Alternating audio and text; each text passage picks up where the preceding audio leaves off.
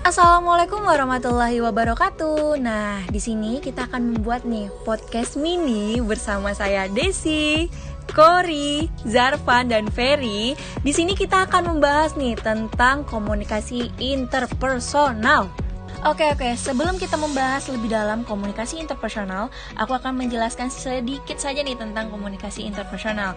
Nah, komunikasi interpersonal adalah komunikasi yang terjadi antara dua orang atau lebih yang biasanya tidak diatur secara formal.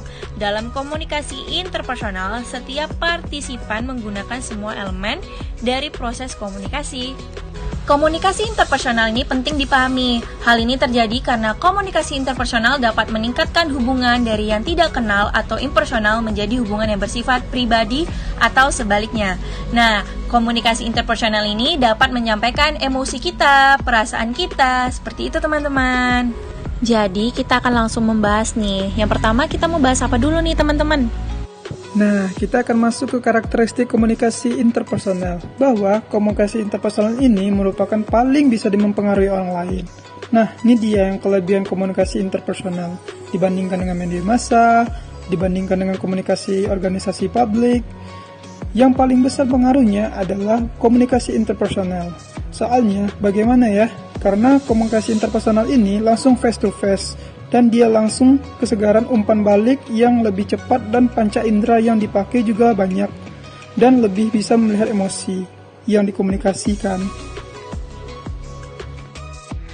Nah, komunikasi interpersonal ini dianggap yang paling bisa dan paling berpengaruh untuk menghargai orang lain, oke? Misalnya begini, bapak dan anak, guru dan murid, penjual bakso dan pembeli bakso. Artinya sudah ada hubungan yang jelas di antara keduanya ketika berkomunikasi. Jadi ini kondisi interpersonal. Oh iya, komunikasi interpersonal juga dipakai untuk pengembangan hubungan. Maksudnya, pengembangan hubungan yang dari awalnya impersonal atau tidak dekat menjadi kedekat. Nggak mungkin kita berusaha dekat dengan orang menggunakan media massa. Nah, jadi kalau kita ingin mendekatkan hubungan yang selalu digunakan adalah komunikasi interpersonal ini. Karena nggak mungkin dong aku ngajakin kamu, tapi lewat koran, ya kan? Jadi, di sini kita bisa mengambil kesimpulan bahwa komunikasi interpersonal ini adalah komunikasi yang terjadi antara komunikator dan komunikan berupa percakapan dan di dalamnya terdapat informasi yang ingin disampaikan sehingga komunikasi dapat berjalan dengan lancar dan juga mendapat umpan balik dari proses komunikasi. Itu dia yang dimaksud dengan komunikasi interpersonal. Sekian video podcast mini yang dapat kami sampaikan. See you next video.